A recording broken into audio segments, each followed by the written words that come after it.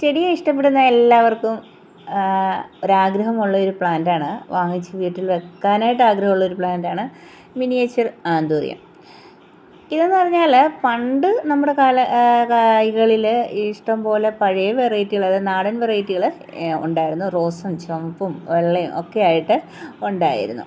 അതിൻ്റെ പൂക്കൾ ചില സമയങ്ങളിൽ വിരിയുമ്പോൾ ഒത്തിരി വലിപ്പമുള്ള പൂക്കൾ, പഴകിയ മൂഡ് അനുസരിച്ച് വലിപ്പമുള്ള പൂക്കളൊക്കെ വിരിയാറുണ്ട്. എന്നാലും അത് കാണാനും ഒരു ഭംഗിയായിരുന്നു.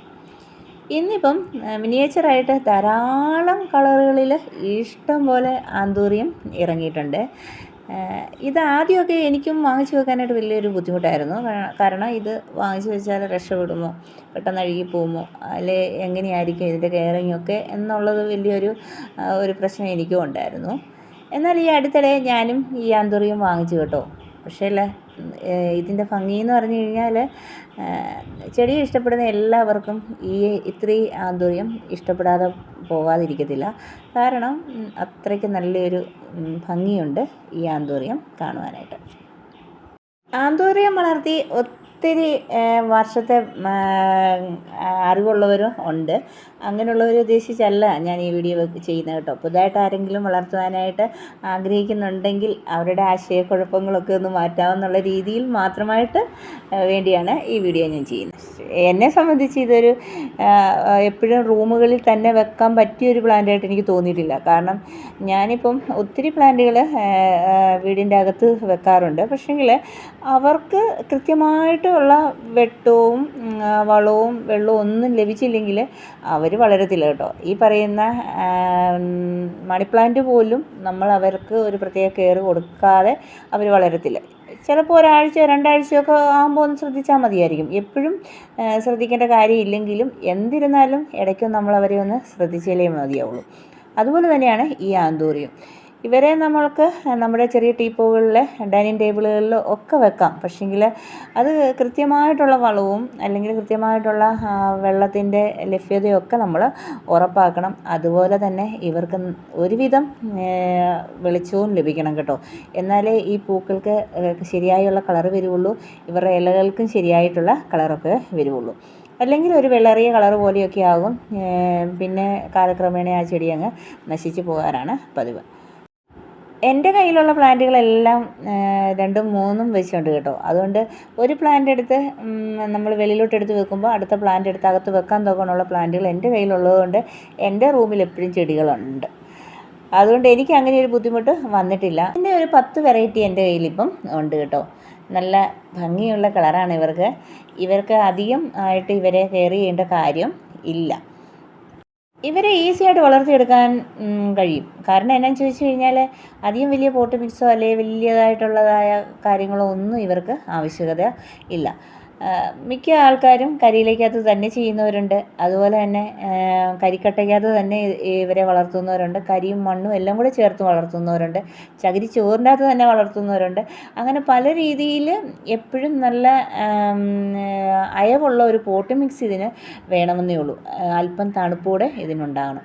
അതുമാത്രമേ ഉള്ളൂ ആന്തൂറിയത്തിൻ്റെ ഒരു പ്രത്യേകത. ഇതിന് വെള്ളം കൂടിപ്പോയാലും അതിൻ്റെ വേരുകളൊക്കെ പെട്ടെന്ന്, വളവും വെള്ളവും ഒക്കെ കൂടിപ്പോയാലും പെട്ടെന്ന് അതിൻ്റെ വേരുകളൊക്കെ അഴുകിപ്പോകാൻ സാധ്യത കൂടുതലാണ്. അപ്പോൾ 3 ദിവസം 4 ദിവസം കൂടുമ്പോഴൊക്കെ വെള്ളം ഒഴിച്ചാൽ മതി. പിന്നെ ഇലകളിലോട്ടൊക്കെ വല്ലപ്പോഴും 2 ദിവസമൊക്കെ കൂടുമ്പം വെള്ളം ഒന്ന് സ്പ്രേ ചെയ്ത് കൊടുക്കുന്നത് നിങ്ങൾക്ക് വലിയ സന്തോഷമാണ് കേട്ടോ.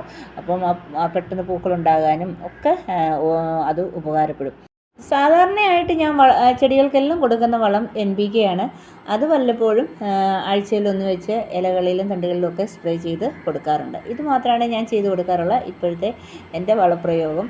മറ്റുള്ള പിന്നെ അടിവളമായിട്ട് നമ്മൾ അല്പ ചാണകവും എല്ലുപൊടിയും ഒക്കെ ഇട്ട് കൊടുത്താണ് നടാറുള്ളത്. ഈ ആന്തൂറിയമൊക്കെ ഞാൻ നട്ടിരിക്കുന്നതിൻ്റെ പോട്ട് മിക്സ് നിങ്ങളെ ഒന്ന് കാണിക്കുകയാണേ. ഇതിൻ്റെ അകത്ത് ഇവർ നല്ലതായിട്ട് വളരും കേട്ടോ. ഏറ്റവും നല്ലൊരു, ഞാനിപ്പം വളർത്തിയതിൽ ഏറ്റവും നല്ലൊരു പോട്ട് മിക്സായിട്ടാണ് ഞാനിതിനെ കണ്ടിരിക്കുന്നത്. ഇനി നമ്മുടെ കയ്യിൽ ഇതൊന്നും ഇല്ലെങ്കിലും അല്പം കരിയിലയിലാണെങ്കിലും ഇവരെ നമുക്ക് വളർത്തിയെടുക്കാം. ഇനി ചകിരി ചോറേ ഉള്ളൂ, അല്പം മണ്ണോടിട്ടാണെങ്കിലും വളർത്തിയെടുക്കാം.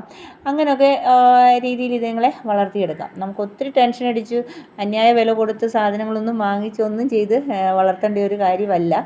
ഇവരുടെ പോട്ട് മിക്സ് എപ്പോഴും ലൂസായിട്ടിരിക്കുക എന്നുള്ളത് മാത്രമേ ഉള്ളൂ.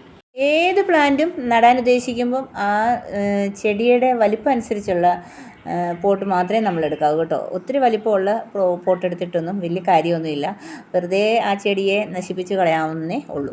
അതുകൊണ്ട് ഇതിന് ഞാനൊരു ഇടത്തരം ഒരു 12 രൂപയുടെ ഒരു ചെറിയൊരു ചട്ടിയാണ് എടുത്തേക്കുന്നത്. ഇതിന് ഹോളുണ്ടെന്ന് ആദ്യം നല്ലതായിട്ട് നോക്കി ഉറപ്പ് വരുത്തണം. ഹോളില്ലെങ്കിൽ ആ ചട്ടികൾക്കെല്ലാം നല്ലതായിട്ട് ഹോളിട്ട് കൊടുക്കുക. ഒരു 4-5 ചെടി നടാനായിട്ടുള്ള ഒരു പോട്ട് മിക്സാണ് തയ്യാറാക്കുന്നത് കേട്ടോ. നല്ല വളക്കൂറുള്ള മണ്ണ് ഞാനിവിടെ റെഡിയാക്കി വെച്ചിട്ടുണ്ട്. ഇതിൻ്റെ അകത്ത് എല്ലുപൊടിയുണ്ട്, ചാണകപ്പൊടിയുണ്ട്, അല്പം ചുവന്ന മണ്ണുണ്ട്. ഇതെല്ലാം കൂടെ ചേർത്ത് മിക്സ് ചെയ്തേക്കുന്ന ഒരു മിശ്രിതമാണിത്. ഇതിൽ ഒരു ചട്ടി ഞാൻ എടുത്തിട്ടുണ്ട്.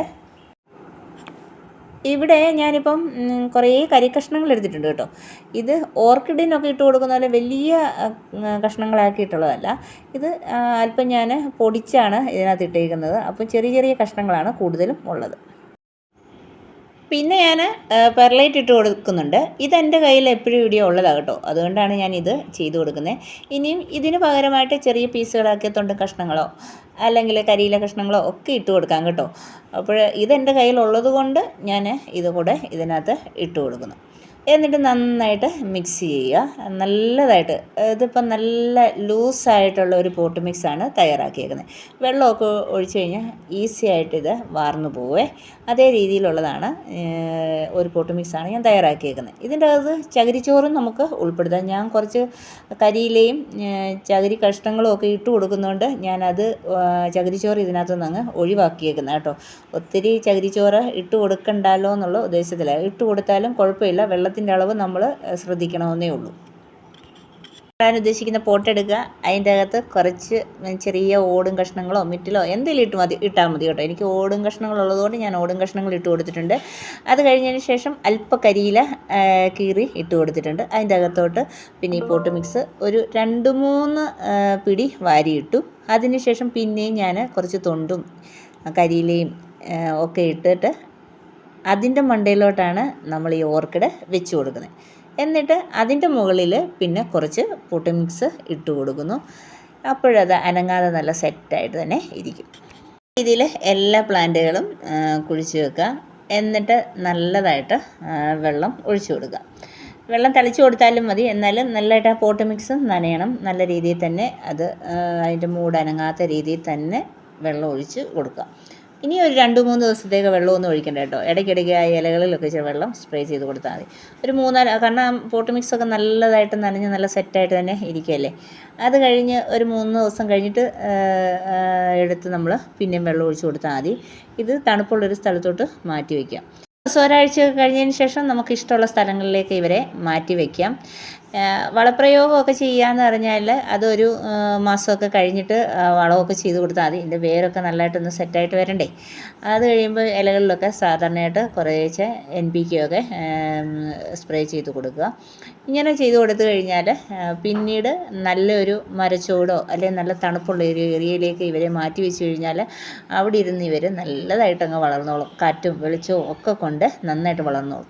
ഒരിക്കലും നല്ല വെയിലുള്ള സ്ഥലങ്ങളിൽ അല്ലെങ്കിൽ ഒത്തിരി വെള്ളം വീഴുന്ന സ്ഥലങ്ങളിലൊന്നും ഇവരെ കൊണ്ടുവെക്കാനായിട്ട് പാടുള്ളതല്ല. എങ്കിലും മരച്ചോടുകൾ ഇവർക്ക് ഏറെ ഇഷ്ടം കേട്ടോ. ആന്തൂറിയം ചെടികൾ മരച്ചോടുകളിൽ നിൽക്കുമ്പം ഒത്തിരി ഭംഗിയാണ്. അവർ നന്നായിട്ട് വളരുകയും ചെയ്യും. അവർക്ക് ആ തണുപ്പ് ഏറ്റവും ഇഷ്ടം.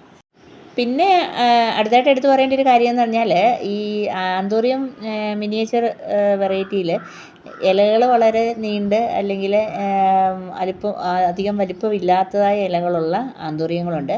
ഇവരെ ചെറിയ നല്ലൊരു പോട്ടിലൊക്കെ ആക്കിയിട്ട് നല്ല സെറ്റാക്കിയിട്ട് നമ്മുടെ ഡൈനിങ് ടേബിളിലോ ടീപ്പോയിലോ ഒക്കെ വെക്കുകയാണെങ്കിൽ വളരെ മനോഹരമാണ് കാണുവാനായിട്ട്. അപ്പോഴങ്ങനെ ഞാൻ ഇത് സെറ്റ് ചെയ്ത് വെച്ചേക്കുന്ന ഒരു പ്ലാന്റാണ് ഇപ്പോഴും നിങ്ങൾ ഈ വീഡിയോ കണ്ടുകൊണ്ടിരിക്കുന്നത്. അപ്പോൾ ഇതൊക്കെയാണ് എൻ്റെ ഇന്നത്തെ ആന്തൂറിയത്തിൻ്റെ നല്ല വിശേഷങ്ങൾ. അടുത്ത ദിവസം മറ്റൊരു വീഡിയോയുമായിട്ട് അല്ലെങ്കിൽ നല്ലൊരു ഫ്ലവറുമായിട്ട് വീണ്ടും നമുക്ക് കാണാം. അപ്പോൾ വീഡിയോ കണ്ടിഷ്ടപ്പെട്ടെങ്കിൽ സപ്പോർട്ട് ചെയ്യാനായിട്ട് മറക്കല്ലേ.